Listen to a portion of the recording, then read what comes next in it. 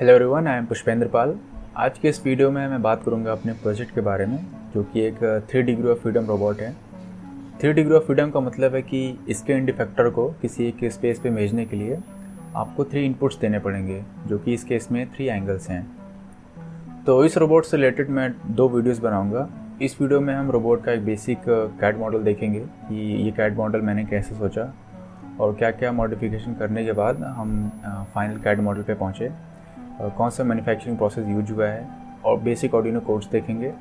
और जो next model होगा, नेक्स्ट वीडियो होगा, उसमें मैं एक्सप्लेन करूँगा ऑर्डिनो कोड्स और प्रॉपर जो रिफाइंड ऑर्डिनो कोड्स है, और मैं मॉडल रन करके आपको दिखाऊंगा नेक्स्ट वीडियो में। तो अगर आपको साइंस के वीडियोस देखना पसंद है, आपको रोबोटिक्स और एस्ट्रोनॉमी में इंटरेस्ट है, तो आप इस चैनल को सब्सक्राइब कर सकते हैं। तो ठीक है, स्टार्ट करते हैं वीडियो। तो जो भी आप देख रहे हो, ये सबसे पहला कैड मॉडल था जो मैंने बनाया था, और मैं ऐसा सोच रहा था कि मैं 3D प्रिंटिंग का यूज़ करूँगा यहाँ पे। तो ये देख सकते हो, ये फर्स्ट डिग्री ऑफ फ्रीडम जो हमारा पहला सर्वो मोटर देगा। ये आप सर्वो मोटर यहाँ देख सकते हो। तो फर्स्ट डिग्री ऑफ फ्रीडम हमारा ये पहला सर्वो मोटर देता है। उसके बाद सेकंड डिग्री ऑफ फ्रीडम के लिए मैंने यहाँ पे एक सर्वो मोटर अटैच किया हुआ है। और इसका जो सबसे पहला आइडिया है वो मैंने ग्रैबकैट से लिया था। ग्रैबकैट पे बहुत सारे मॉडल्स होते हैं, आप वहाँ से देख सकते हो। तो हमें सेकंड डिग्री ऑफ फ्रीडम यहाँ से मिलती है, और थर्ड डिग्री ऑफ फ्रीडम के लिए एक यहाँ सर्वो मोटर दिया हुआ है। तो उससे हम अपनी तीसरी डिग्री ऑफ फ्रीडम को अचीव करते हैं। पर जब मैंने इसका हर एक पार्ट का टाइम कैलकुलेट किया कि 3D प्रिंटिंग में कितने टाइम लगते हैं, तो बहुत ही ज़्यादा था और उसमें कॉस्ट भी बहुत ज़्यादा लग रहा था। तो इसलिए हमने ये प्लान कैंसिल किया, और फिर मैंने लेज़र कटिंग का आइडिया प्रेफर किया, क्योंकि लेज़र कटिंग बहुत जल्दी करता है और हमारे कॉलेज में लेज़र कटिंग की फैसिलिटी अवेलेबल है। तो इसलिए हमने वहाँ शिफ्ट किया। तो ये है पार्ट जो मैंने लेज़र कटिंग करने के लिए जो पार्ट मैंने डिज़ाइन किया था। आप देख सकते हो, इसमें जितने भी पार्ट्स हैं सबको लेज़र कट किया जा सकता है, और इनका जो थिकनेस है वो 5 mm है। एक्रिलिक शीट से हम बनाने का सोच रहे थे, और मेरे फाइनल मॉडल में ये नहीं था। हमने क्या किया था, और मॉडल बनाते टाइम मैंने ऐसा सोचा था कि मैं कोशिश करूँगा कि जो भी सर्वो मोटर्स हैं जो आप यहाँ देख रहे हो, फर्स्ट, सेकंड और थर्ड, इनको एक वर्टिकल एक्सिस, इनकी जो सीजी है वो वर्टिकल एक्सिस पे रहेगी।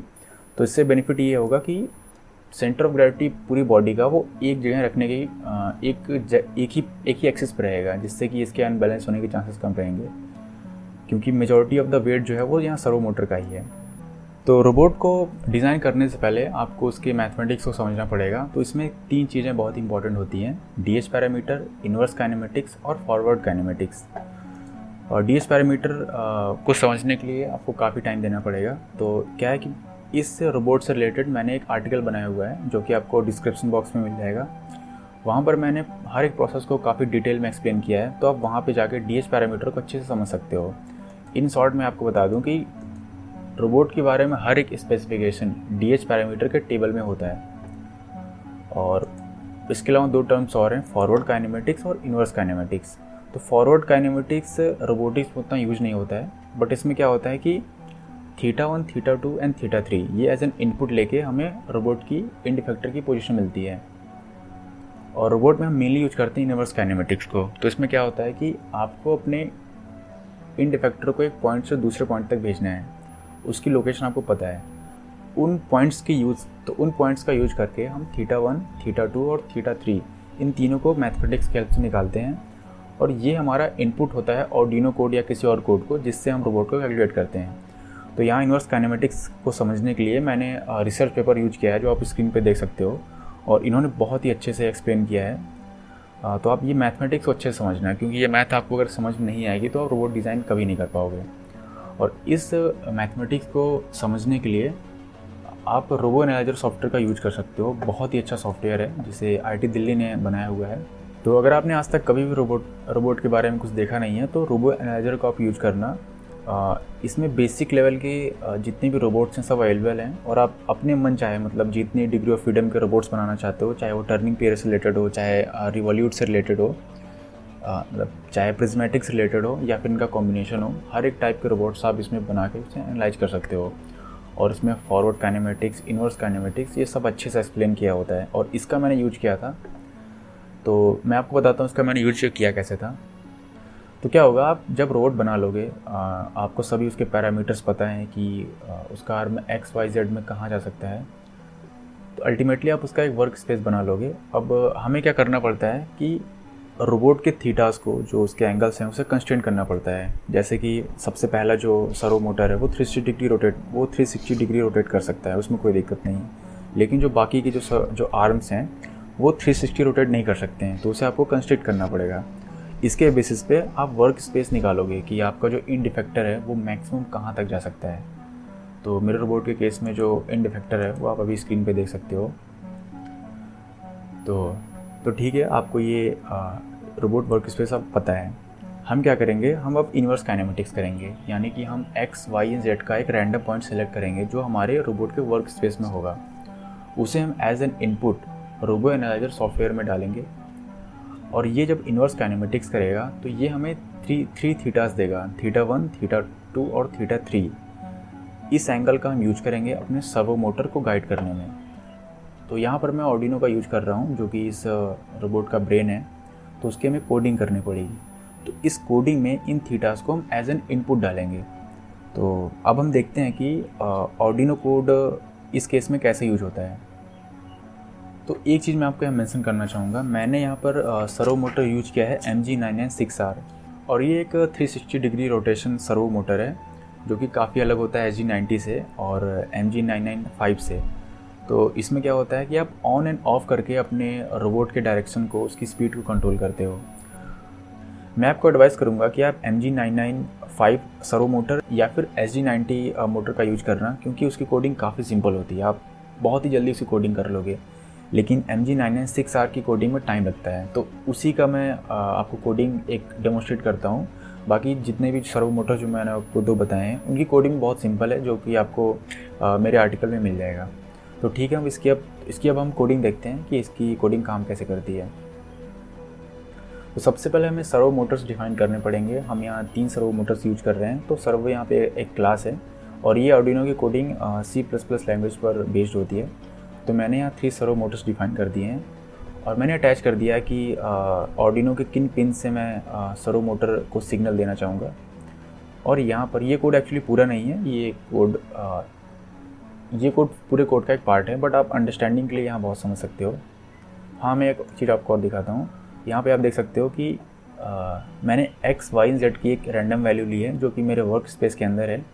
इसके बेसिस पे मुझे सॉल्यूशंस मिला हुआ है। और इन्वर्स काइनेमेटिक्स में एक अलग चीज़ होती है, यहाँ पर आपको मल्टीपल सॉल्यूशंस मिलते हैं जो कि मैथमेटिकल ट्रू होते हैं, बट उनमें से एक ही सॉल्यूशन होगा जो प्रैक्टिकली पॉसिबल होगा। तो आपको अपने पहले थीटा के रेंजेस कैलकुलेट करने पड़ेंगे, जो यहाँ पर मैंने शो किया हुआ है कि मेरे थीटास कैसे वेरी कर सकते हैं। उसके बेसिस पे आपको जो पॉसिबल सॉल्यूशन है वो सेलेक्ट करना पड़ता है और उसके बेसिस पे आप कोडिंग करते हो। तो ठीक है, मैं यहाँ कोडिंग दिखाता हूँ। तो S1.write का मतलब है 0, S1.write 0 का मतलब है कि सर्वो मोटर क्लॉकवाइज रोटेट करेगा। तो यहाँ पे एक नंबर है, पहले आप उसको समझ लो, 0, 90 और 180। अगर आप इस सर्वो मोटर को कमांड दोगे 0, तो ये मोशन करेगा क्लॉकवाइज और मैक्सिमम स्पीड से। 90 का मतलब होता है स्टॉप, 180 का मतलब होता है काउंटर क्लॉकवाइज मोशन। तो कोई भी डेटा जो 0 और 90 के बीच में होगा और 0 के पास में होगा, तो वो सर्वो मोटर को काफ़ी स्पीड से रोटेट करेगा क्लॉकवाइज डायरेक्शन में। तो अभी आप जो स्क्रीन पे देख रहे हो, इससे आपको आइडिया लग गया होगा कि सर्वो मोटर की स्पीड को और उसके डायरेक्शन को हम कैसे कंट्रोल करते हैं। तो यहाँ पे आप देखो, जैसे S1.write है, यानी सर्वो मोटर स्टार्ट होगा और काफ़ी स्पीड से चलेगा क्लॉकवाइज। 99.16 मिली सेकेंड है ये। तो हम क्या करते हैं कि सबसे पहले जब आपको सर्वो मोटर मिलेगा तो आप देख लेना कि 1 डिग्री रोटेट करने के लिए उसे कितने मिली सेकेंड चाहिए होते हैं। तो जितनी डिग्री चाहिए होते हैं उसके करस्पॉन्डिंग आप टाइम निकाल लोगे और वो टाइम आपको यहाँ रखना पड़ता है। जैसे कि इस केस में हमें θ1 को 33.05 डिग्री रोटेट करना है, तो इसके करस्पॉन्डिंग जो टाइम आएगा वो आएगा 99.16 मिली सेकेंड। तो सबसे पहले मैंने सर्वो 1 को ऑन किया है, उसे 99.16 मिली सेकेंड के लिए जब आप ऑन कर दोगे तो वो 33 डिग्री अप्रॉक्स मोशन कर जाएगा। ऐसे ही उसके बाद क्या करूँगा, इस सर्वो मोटर को मुझे स्टॉप करना है क्योंकि इसे इतना ही घूमना था। तो ये ऑफ हो गया। अब मैंने डिले दिया है 500 मिली सेकेंड का, यानी कि एक सर्वो मोटर चला उसने कमांड एग्जीक्यूट किया। अब 500 मिली सेकेंड का डिले होगा, यानी प्रोग्राम स्टॉप होगा। उसके बाद अगले सर्वो मोटर चलेंगे। तो इसके बाद की कोडिंग एग्जैक्टली ऐसी ही है और ऐसे ही। और इस कोड को मैंने ऐसा लिखा था कि रोबोट एक पर्टिकुलर पॉइंट पे जाएगा, उसके बाद वो अपनी इनिशियल पोजीशन पे रिटर्न हो जाएगा। तो इससे हम देख सकते हैं कि इसमें एक्यूरेसी कितनी है, क्या रोबोट का एंड इफेक्टर उसी पॉइंट पे रिटर्न आ पाता है या नहीं। तो हमने ऐसा देखा था कि हर एक एंगल में हमें 5 डिग्री का एरर आ रहा था। तो जो मेरा नेक्स्ट टास्क होगा, मैं कोशिश करूँगा कि एल्गोरिदम को और स्मूथ बनाऊँ और एरर को कम करूँ। और अभी जो रोबोट मोशन कर रहा है, आप देख रहे होगे इसमें काफ़ी वाइब्रेशंस हैं। तो इसका 2 मेन रीज़न है।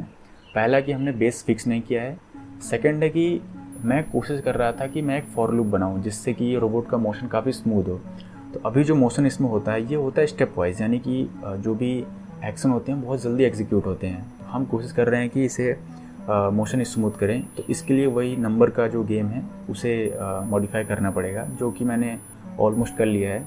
तो जो मेरा नेक्स्ट वीडियो होगा उसमें मैं आपको ऑप्टिमाइज एल्गोरिदम शो करूँगा और दिखाएंगे कि रोबोट में और बेटर क्या कर सकते हैं। और उस वीडियो में ये भी आपको मैं प्रपोज करूँगा कि अगर आप इस प्रोजेक्ट को बना रहे हो तो इसमें और इन्हेंस क्या कर सकते हो। तो मैंने यहाँ तक प्रोजेक्ट बना दिया है, आप इससे और बेटर क्या कर सकते हो। तो यहाँ तक वीडियो देखने के लिए बहुत बहुत शुक्रिया। और अगर आपका कोई डाउट हो तो आप कमेंट करिए। आप चाहें तो मुझे इंस्टाग्राम पर मैसेज कर सकते हैं, मैं हमेशा हर जगह रिप्लाई करता हूँ। तो ठीक है, मिलते हैं आपसे एक नए वीडियो में। तब तक के लिए गुड बाय।